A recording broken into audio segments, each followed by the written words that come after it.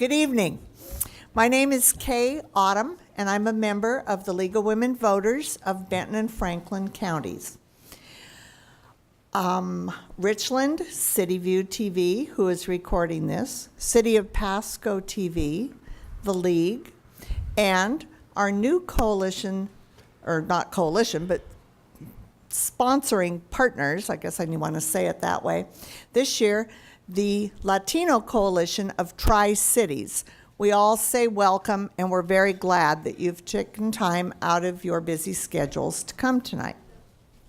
This forum is being recorded by Richland City View TV and will be shown on their channel 192, Pasco channel 191. It will be shared with charter channels around the area on Yakima, Walla Walla, hopefully Wenatchee, and also it will be available on YouTube.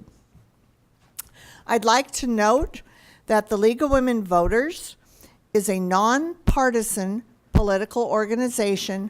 We never support or oppose any candidate. In presenting these candidate forums, it is our goal and the goal of our partnering sponsors to provide opportunities for the voters to become better informed with the people who are running for public office. Tonight we'll be hearing from candidates who are seeking the position of state representative from the 8th District, position 1, and representative from the 4th Congressional District. As you can see, we're doing the 8th District first. We'll be using the following format. Each candidate may make a 2-minute opening statement. We'll then move to a question and answer segment where all candidates will answer the same questions with a 1.5-minute limit on their responses. We have prepared questions, but we're also taking written questions from the audience, and you all know about the cards that are out there, and please pass them to the outside, and someone hold it up, person on the edge, and somebody will come pick them up. Be sure to mark your question too. I'm assuming you'll just be sending in 8th District questions right now, but hold on to your 4th District ones until the next segment. And then each candidate will have 1.5 minutes for a closing statement. So let's begin with the candidates running for state representative from the 8th District, position 1. They are Rick Jansen, Brad Clippard, and Ryan Cooper. Candidates, I'd like to point out our timer. She will hold up a sign when you have 15 seconds left to speak, and when that's up, she'll hold up her stop sign. You don't need to stop mid-sentence, but please try to wrap up your thought at that time. For simplicity, the candidates are seated and will be addressed to begin with by the order in which they filed for this to run for this office. Thus, we will begin with Mr. Jansen, followed by Mr. Clippard, and then Mr. Cooper. Ready? Go ahead. Yep. All right, good evening. Thank you for coming. My name is Rick Jansen, and you all know I'm running for the 8th District House of Representatives. I feel a little bit like the warm-up band for the congressional debate, but this is okay. I am running because I care about schools. The McCleary decision, the Supreme Court decision that affects all of Washington State school policy is slated to be settled. In other words, all the actions taken in this next biennium. And the legislature, in my opinion, isn't moving in the right direction. What I see from the legislature when they talk about education reform, they mean more tests and new standards. Common Core is the latest round of standards. When I think about fundamental reform in education, I think about things like Delta High School, the Richland Health Science Academy. I think about apprentice programs. I think about TriTech and the construction trades program. I think about Running Start. I think about all of the different options that we provide for kids that are going away because of the direction the legislature is taking right now. We are moving toward a curriculum that is being mandated by the state. We're being moved toward less options for kids, and we're being moved toward a degree that's pre-university without giving kids the options of these vocational training and the other things that interest kids. We're taking away some of the passion. There are many other reasons why I'm running, but education is over half the budget, and this next biennium is the important time for it. This is a generational change.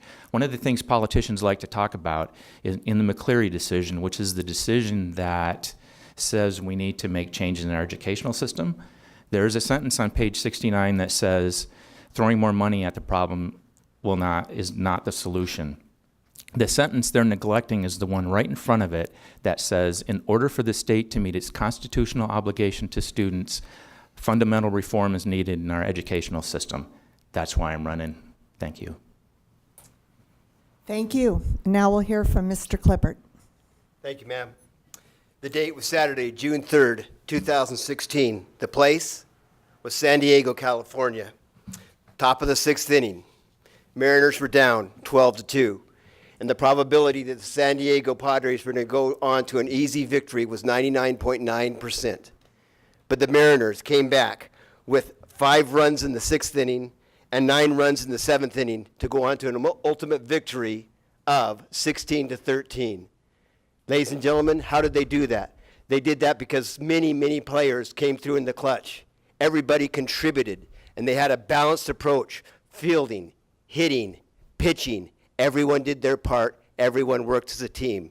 They say we have some pretty significant problems in Washington State: public safety, education, family wage jobs, transportation, housing, the elderly, needs for the developmentally disabled, agriculture, economic development, regulatory relief, tort reform, public records transparency with a reasonable common sense approach, immigration reform, medical coverage, energy, mental health needs, military support, many needs. How are we going to get it done?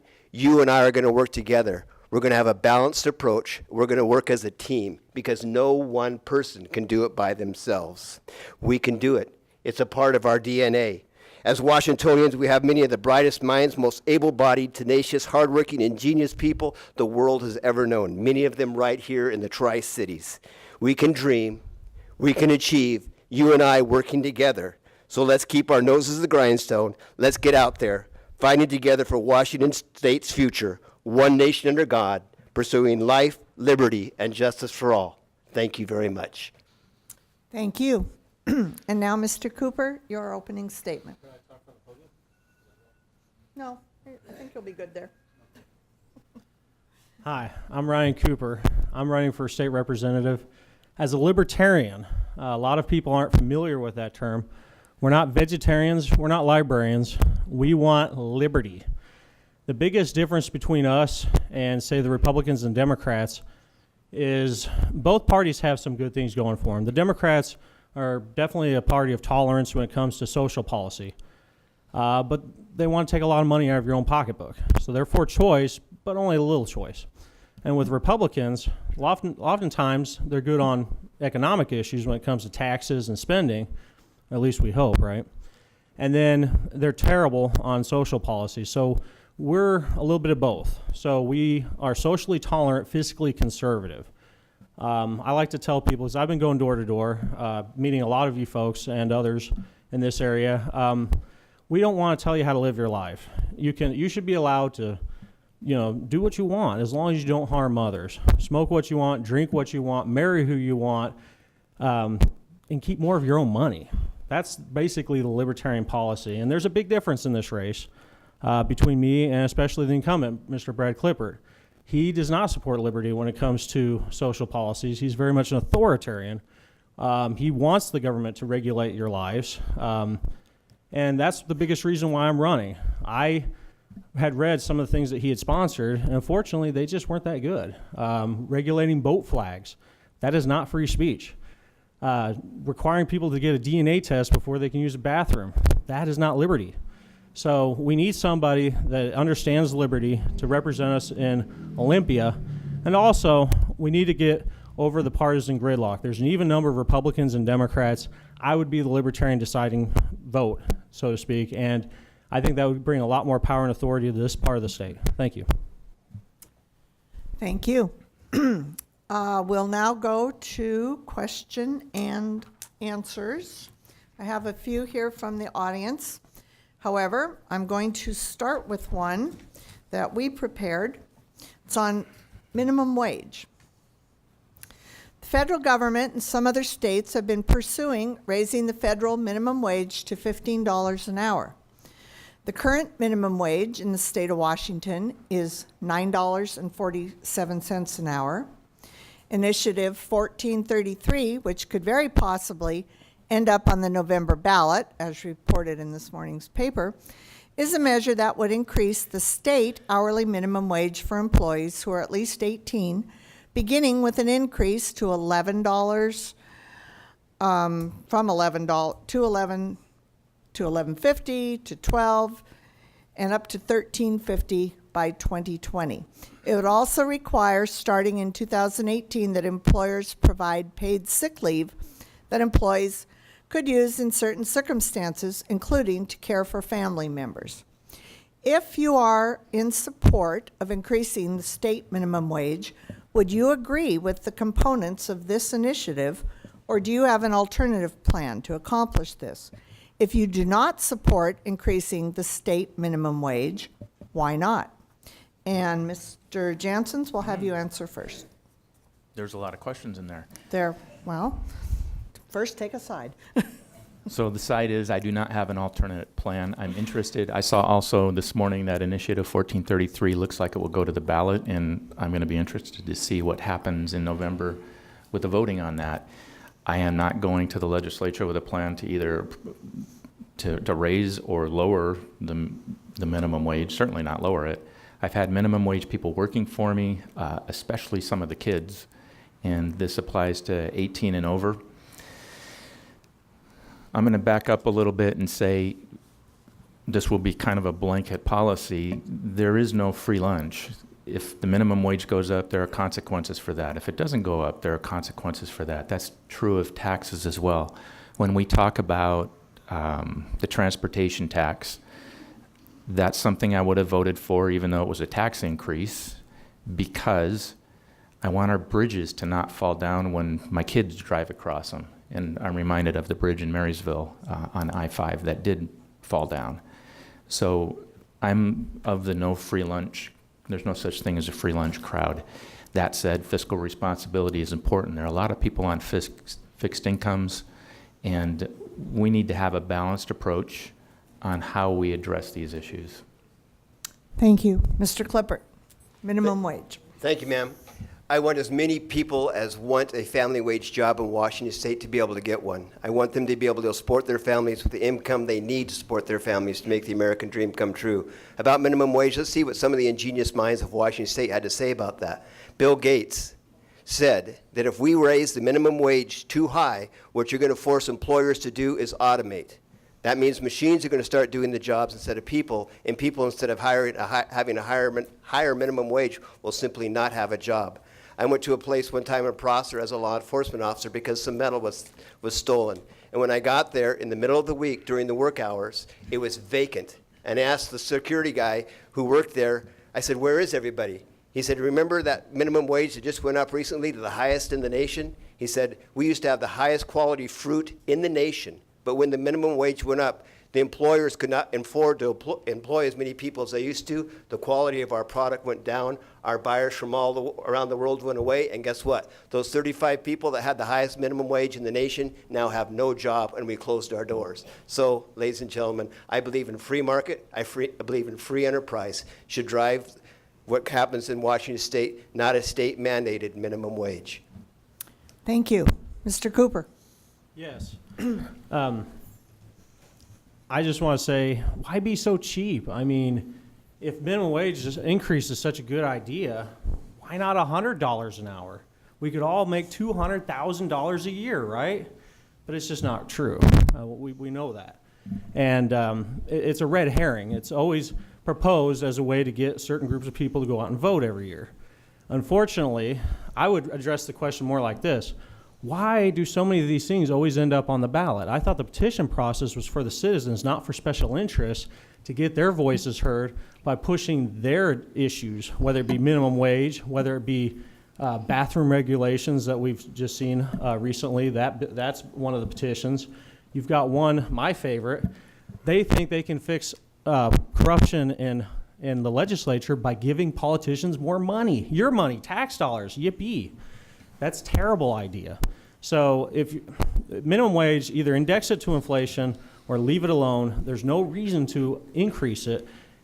People need more training. They need better skills in order to get a good paying job. And let's just be realistic. When you increase the threshold, what you're going to do is you're going to increase the number of people on social services, because people that can't get into that first entry-level job are going to say, forget it, I might as well just live off the government. So all we're doing is increasing the number of people that are going to be living off of assistance rather than actually improving people's lives. Thank you. Thank you. Okay, this is a question from the audience. Gun owners that put family members at risk lost their right to bear arms in a recent Supreme Court ruling. The Supreme Court ruled in favor of the authority of a federal law that restricts those that have been convicted of domestic violence misdemeanor from owning a gun.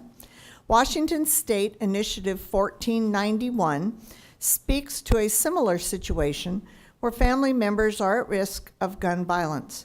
Initiative 1491 will make it possible for family members and law enforcement to ask a court to issue an order that prevents a person who is at extreme risk of harm to themselves or others from having access to firearms. Would you, if it's on the ballot, support Initiative 1491 in the legislature if it passed in the upcoming election? Mr. Clifford, you're first. Thank you, ma'am. Just wanted to start my answer out to that question first by saying I'm a strong supporter of our Second Amendment rights according to our U.S. Constitution, the right to bear arms. Secondly, if this initiative goes forward, it can't just be one person's word over another person's word. There has to be physical evidence to support the accusations. So just for someone to go to the courts and say something has happened, that we cannot base that decision in the courts simply by what someone says. It has to be backed up with some type of evidence to support the allegations. So if there is evidence to believe that someone is an extreme danger to themselves or an extreme danger to others, then I think the court should take that into consideration. Thank you. Mr. Cooper? I would say that I don't trust the government to have control over firearms. I'm a strong believer in the Second Amendment. I think it's too often, too easily for people to come up with new ways to try to find access to take our guns away. And the whole purpose of the Second Amendment wasn't to shoot deer. It was to stop a tyrannical government. That's the reason why we had guns in the first place, was the Revolutionary War. And I would say that I'm very leery of, a lot of these petitions, but also any effort that you would have that somebody could make a claim and then find a reason to take away people's guns. Keep in mind, not that long ago, a few years ago, in fact, in the state of Missouri, the law enforcement deemed people that voted third party, like Libertarian, to be a danger to society. So it's not that hard to believe that, you know, some organization could say, well, anybody that supports people like Ryan Cooper shouldn't be allowed to own guns. So I'm definitely not in favor of things like that. Thank you. And Mr. Janssens? So I too support gun rights and the Second Amendment. I also support restricting those rights for things like domestic violence, for mental health issues, and there has to be an appropriate process to do that, but that needs to happen. And this is from personal experience. I had in my family an incident where one of my family members shouldn't be around weapons, and we made sure weapons weren't around. That does not infringe on the Second Amendment. That's keeping your family safe. That's appropriate. Thank you. I have a couple of questions here that I think kind of go together. I'm going to read them both, and Mr. Cooper, you'll be first on this. The first one says, given the large amount of officer-involved shootings of warned individuals, especially in the case of Antonio Zambrano Montes, is it time to look at our justifiable homicide statutes? If not, why? And the second question, I'm going to throw in with it, what is your strategy for the challenge concerning the mentally ill in the criminal caseload? Well, a lot of questions there That's and a not lot a of lot of time. questions. We don't have a lot of time, you're right. I think I can answer the first one. I don't know if I'll Okay. get to the second one. That's I fine. apologize. The first one's a very important question. I was actually not far from where that happened, just a few days prior. One of the jobs I do is my company, R. Cooper Sales, represents area newspapers selling subscriptions, and I think we were working that store down the street from where that shooting happened. So I'm pretty familiar with that incident. The people in the community are still very upset about it. The biggest problem we face is that the law in Washington State makes it very, very difficult to prosecute any police officer who is found guilty of wrongdoing. And I think that's wrong. Police officers are not above the law. If a police officer is doing something wrong, they should be prosecuted. Having said that, I also think that people need to heed the warnings of a police officer. If a police officer tells you to stop, you need to stop. We need to do a better job teaching our kids that. We have a system of laws for a reason. So I'm a big fan of criminal justice reform. I think part of the problem that we're seeing in cases like this and in Ferguson, Missouri, is you have ultra-aggressive policing in an attempt to try to raise tax dollars in blighted neighborhoods, which is resulting in tension between the police and the individuals. And I think if we do more to solve the criminal justice problem, that we won't have these happen as much. Thank you. Thank you. Mr. Jansen? I'll go with the second part of the question first. Okay. Mental health is an issue that isn't being adequately addressed in the state. We see in our state newspaper that there are potential arrests of senior state officials because of some of the lack of services that are deemed necessary. We see it locally as well. I would work in the legislature to reform some of the laws to treat mentally ill people as mentally ill people instead of as criminals. That means a state and local partnership in many cases. And that does not mean that the police officers or that our system are doing anything on purpose. The services aren't there. When the services aren't there, you take them where they have to go, which sometimes is jail because we don't have any other alternatives. That needs to be fixed, both at a local level and at a state level. And that is something that I will work on and is a passion of mine. Thank you. Mr. Klippert? Thank you, ma'am. First of all, let me start by saying thank you to each and every one of my fellow law enforcement officers who may be watching this today. I appreciate what you do each and every day to keep our community safe. For those of you who have never done that job, you don't know what it's like to have to make a split-second decision that courts get to take weeks and months to make. So thank you to my fellow law enforcement officers for the incredibly great job that you do to keep our community safe each and every day. Does the justifiable homicide statute need to be looked over? All of our laws need to be looked over all the time, and whoever wrote that question, if you have some suggestions that you would like to offer me to take to Olympia, I gladly love to hear your suggestions about how justifiable homicide law in Washington State can be improved. Reference mental health in Washington State. Sheriff Keene of Benton County Sheriff's Office pulled me into his office just a few days ago and said, Brad, we don't have the facilities, the training, the personnel we need to meet the mental health needs of the people who come into our jail. They say they have a great model going on in Texas. Would you go with me and some other people down there to see what they're doing? And I said, sir, I'd love to do that. And what we're talking about is making a regional model where you can, like Mr. Jansen talked about, someplace where you can send people who need to be incarcerated but have mental health needs, a regional model that we can support so Yakima County, Walla Walla County, Franklin County, and Benton County can send their people there. Thank you. I'm going to ask you this kind of follow-up question, and Mr. Jansen's go first. Do you think the state should take over mental health services from the counties? Why or why not? No, I don't think so. I think there needs to be a partnership. I am a fan and a strong proponent of local governance and local government. I trust our commissioners, I trust our local people, and every community is different. We need to address those needs locally with some state support.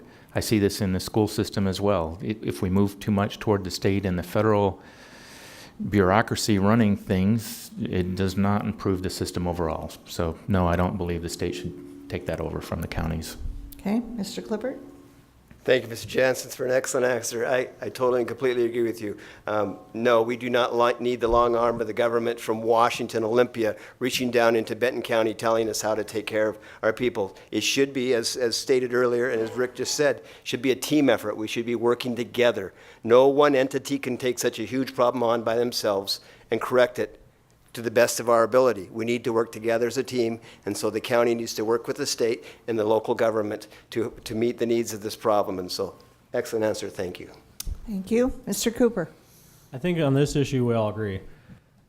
It's not the role of government to do everything. I think that's been the biggest problem we've seen is Olympia tries to do so much, and every time we turn around, they're always pushing a new piece of legislation. There's always a new crisis, a new thing that has to be solved, but they haven't solved the last 10 crises.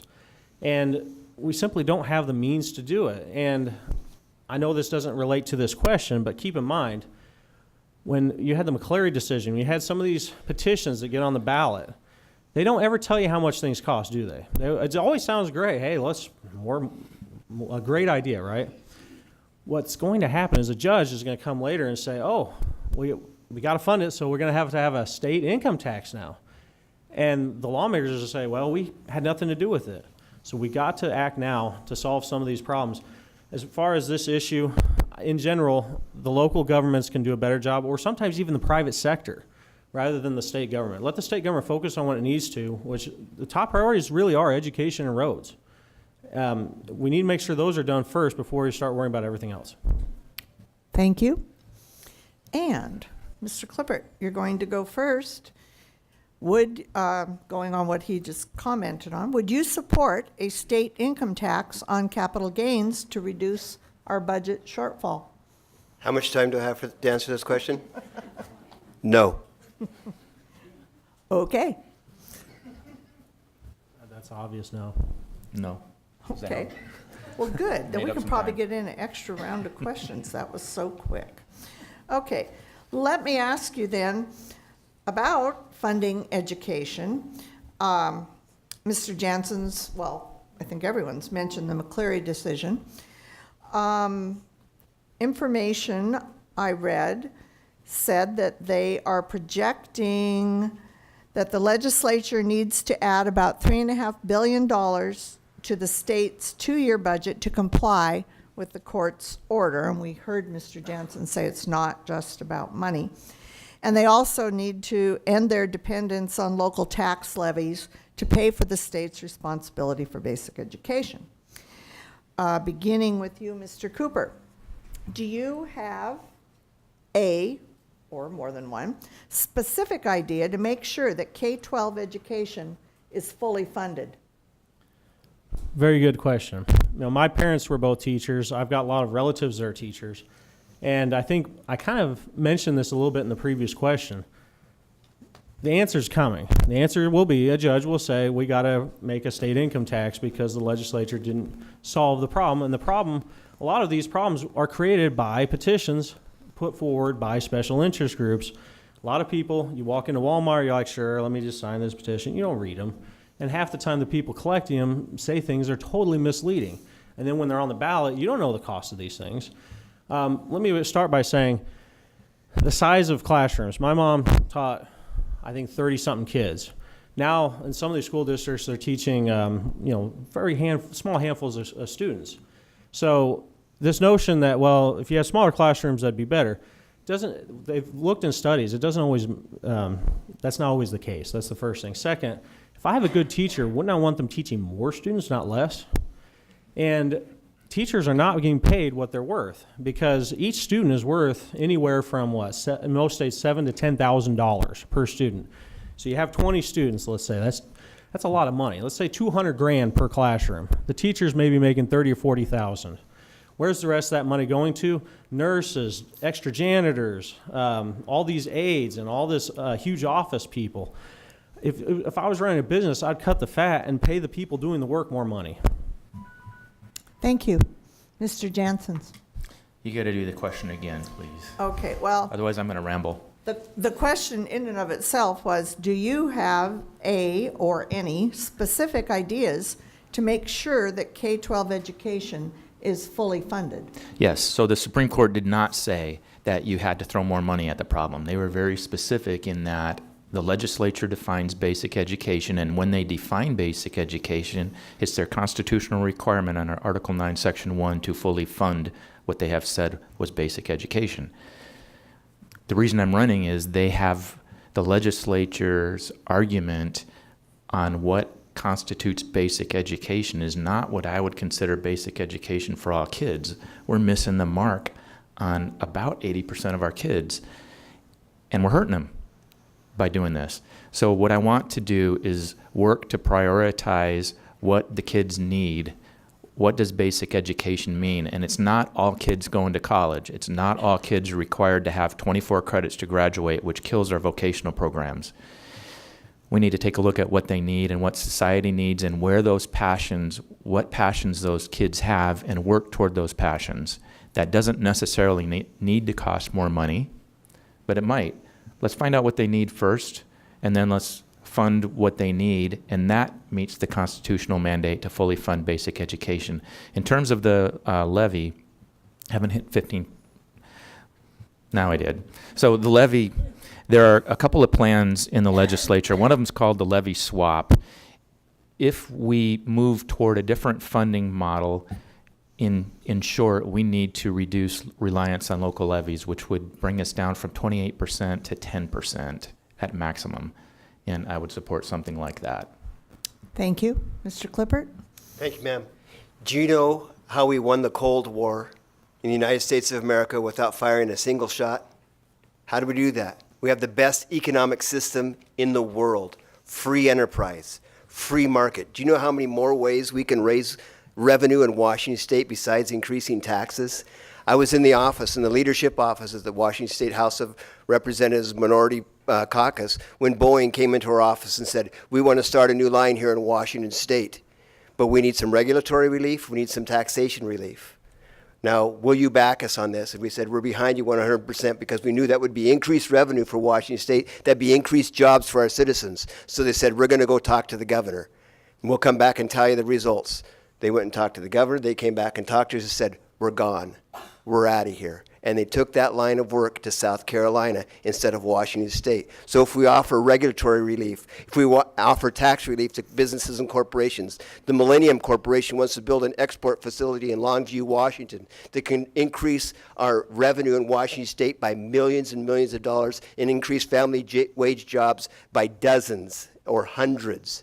One thing that I propose in Washington State is better, well, let's say just real quick, we can raise money for our education on other ways besides raising taxes. What I did is an FFA ag plate that's coming out this year, that if you buy that plate, all revenues will go to FFA education programs and not a single tax dollar is paid. You do it voluntarily and you get to wear that plate with pride on the back of in front of your vehicle. Thank you. Well, I'm going to use my own discretion and ask a couple more. Should be 3 more because everybody gets a chance to equally go first. So we're going to go with 30-second answers. I know that's not much, but they're simple questions this time around. And we'll begin with you, Mr. Janssens. Do you think charter schools are an alternative choice to our public K-12 system that should be expanded and funded by public tax dollars? I think that Washington State Supreme Court ruled that to be unconstitutional, so the answer is no in Washington State. Mr. Clippert? Thank you very much for an excellent question. I am a member of the Washington State House of Representatives Education Committee. I was in that committee room when that committee room was packed time after time after time by people to talk about and ask for charter schools. 75% of those people were kids who said, please keep our charter schools open. We did that. We kept the kids' charter schools open at their request. And I had 2 ladies come to me at the end when they saw how it was managed, and they said, we were card-carrying Democrats, but when we saw the way the Democrats handled this problem, we will now be voting Republican. Thank you. Mr. Cooper? Let's just say when it comes to education, I am very pro-choice. I want the most choices possible. I want homeschooling. I want charter schools. I want online education. Let's give students more options. Not all students are made to sit in a classroom. Let's just be real. I only got 15 seconds, so just to sum it up, there's different ways to teach students. We need to have different options. We need to end the government cartel known as government-run education and open it up. Let's have some free markets. Thank you. Okay, Mr. Clippert, if you'd go first on this.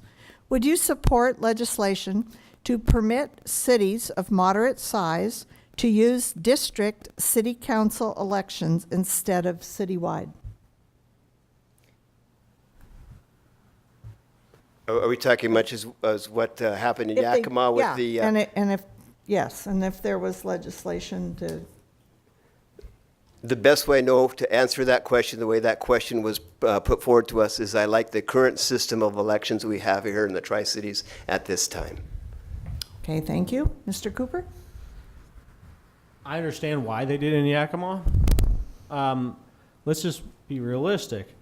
Republicans for many years, not just here locally, but around the country, have gerrymandered districts in order to increase, let's just say pack all the Democrats into one district. And then that way they can win the rest of them. Let's make sure that when we have positions, that that we don't draw the districts all funky. And I think that pretty much answers it. Okay. Mr. Janssens? The way I understand that question is if that option were provided to moderate-sized cities for them to choose to do that, I would support that. I like the local government being able to make those decisions at a local level. Okay, thank you. And our last question, beginning with Mr. Cooper. Of the following, transportation, jobs, immigration, which would be your top priority to work on and why? But you only have 30 seconds. I think they're all connected. I mean, you can't have jobs without immigration. Good luck deporting 11 million people, as one presidential candidate just suggested not too long ago, and have a good, stable economy. It just doesn't happen. So we need immigration. We need jobs. And then we also need, whatever the third one was, I think you said. Immigration, transportation, jobs, Transportation. immigration. Yeah, people need to be able to get around, so. Okay, thank you. Mr. Janssens? Of the three, transportation. One of the things I think that's important to remember is any legislator can't know everything. And I don't know everything. You're probably not supposed to say that when you're campaigning, but it's true. I know what I'm good at, and those are the things that I would concentrate on. The things that I'm not good at, that's why there's a team. That's why there are other people, and that's why you listen to each other. Thank you. Mr. Clippert?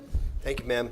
There are three incredibly important topics. Probably the most important one to me is of those three is jobs, because people need to be able to support their families. However, we need to have a great transportation system because we are the most trade-dependent state in the union. And there's a gentleman standing over there on the side that one time we had a candidate forum in another library, and after they kicked us out of the library, he and I talked about immigration reform for 45 minutes out in the parking lot because it's a very important subject.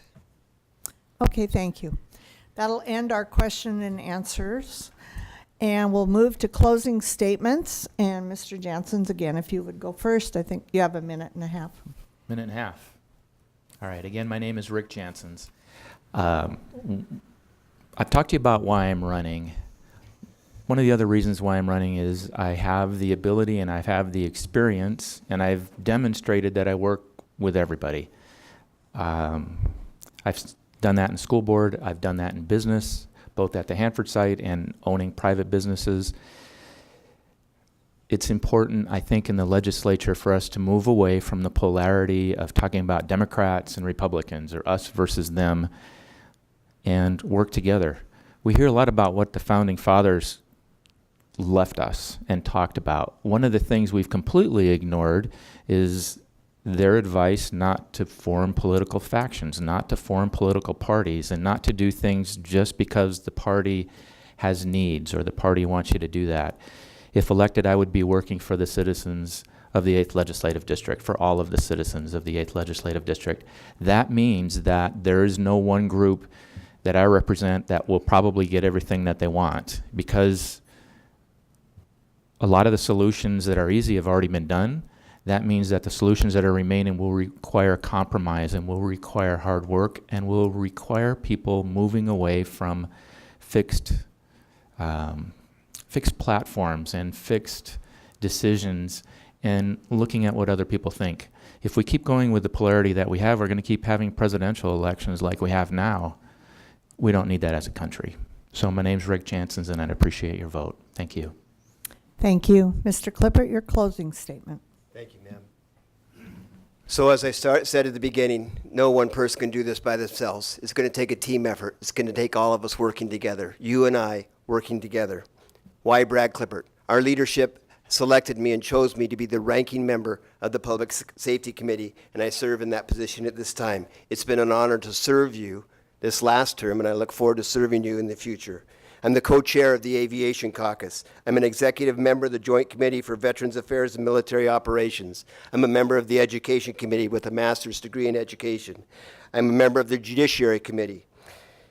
This last year in the Judiciary Committee, the chair of the Judiciary Committee at the end of a committee meeting once said to everyone there, do you know who passed more legislation, Prime-sponsored more legislation off the House floor this year than any other member of the Washington State House of Representatives? They all made their guesses, and she said, no, it was Brad Clippert.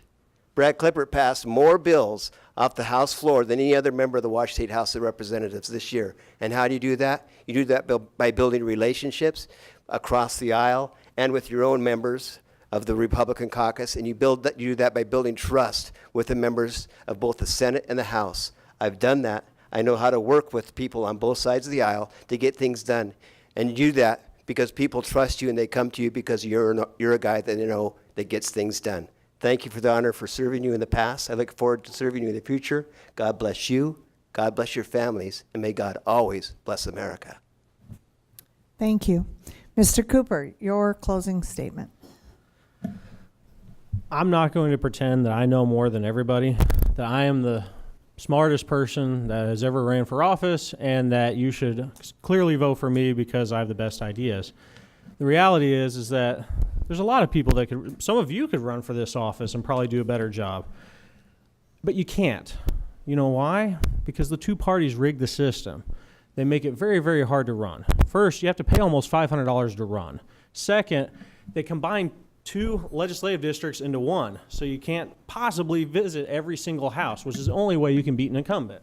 Third, they move the deadline to file almost within 2 months of when the actual election is. And then, it's even better, you put the election in the middle of August when nobody's paying attention so that nobody votes. It's almost like they don't want people to know about it. And when I go door to door, so many people don't even know there's an election, don't even know who's running, don't even know anything hardly. And a lot of those ballots end up in the trash. And that's unfortunate. So I'm running against the trash can. Because if more people, instead of throwing in the trash, voted, I would probably win this thing. And I'll tell you why.